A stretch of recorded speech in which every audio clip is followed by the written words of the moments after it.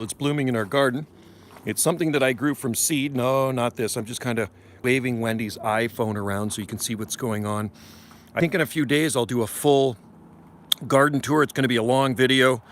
A lot of people come here to Salt Spring Island, stay at our accommodations. They come to see the exotic gardens. So we have very large exotic gardens. It takes at least an hour or these gardens when I'm giving a tour. People want to know what this is, and that is thousands of plants in our garden, and it's a very large exotic garden with no plants in any particular order, but everything is absolutely thriving.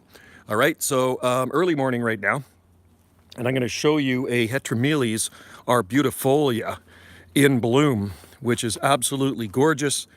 And it is native to, I believe, Southern Oregon and coastal California. So you can see it's very lush in here. We've been keeping things watered, thank God. It's so dry, very, very dry here. But the garden, we call it a jungle garden because it is really like a wild jungle-like garden when you walk through here. So here's some bay tree, low battery. Ooh, I gotta watch that. All right, so let's get to this Heteromeles arbustifolia before my battery dies. Wendy's battery dies. There it is, right there. So this thing's covered in flowers. It's a broadleaf evergreen, a BLE.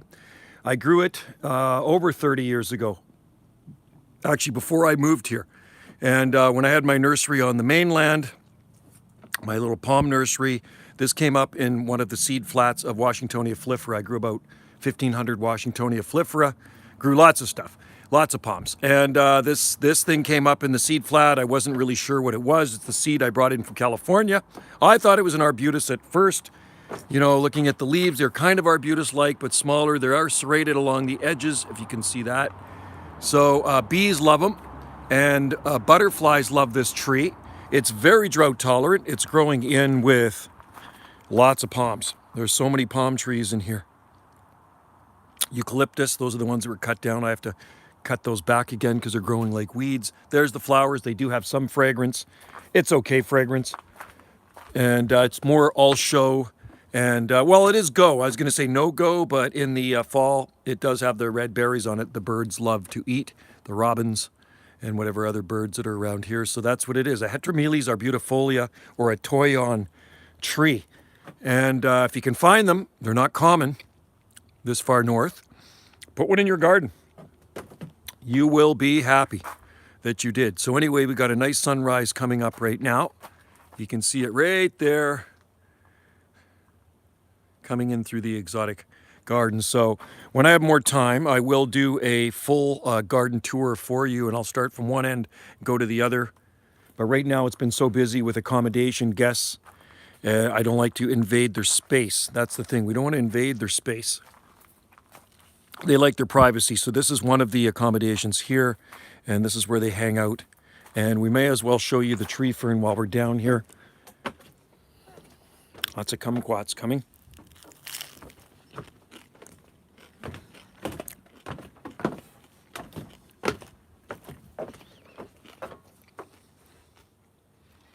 There it is.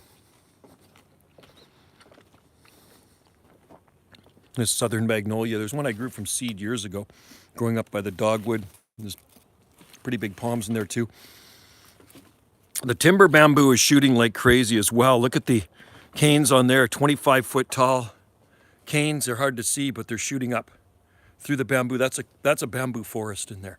You can walk through there. It's pretty cool. There's all different types of bamboo, but there's the tree fern. I figure I'll add that to this video because I know a lot of people love the tree fern.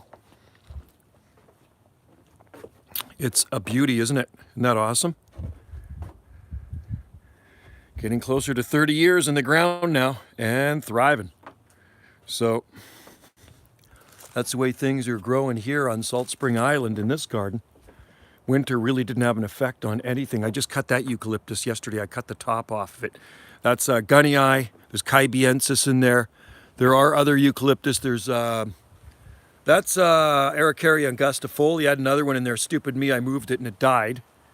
And then there's another eucalyptus poking up there. I'm gonna have to cut the top off of that one too. I better get in there and cut that today. I don't want them too tall.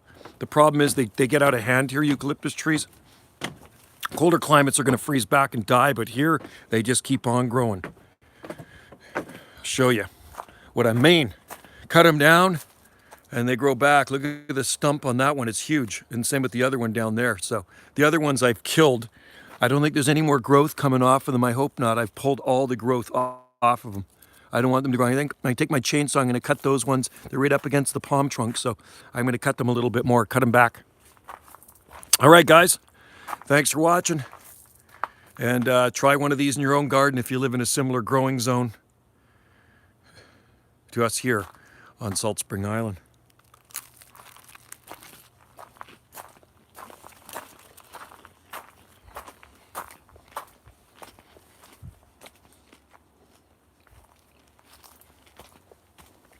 Low battery.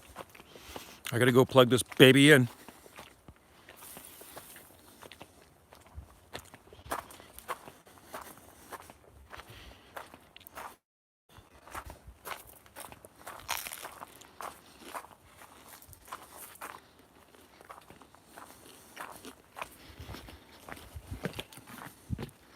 Sun is still low, very low. Crazy got covered in seeds. What? In seeds. You did. Crazy. Sticky seeds. Uh-oh.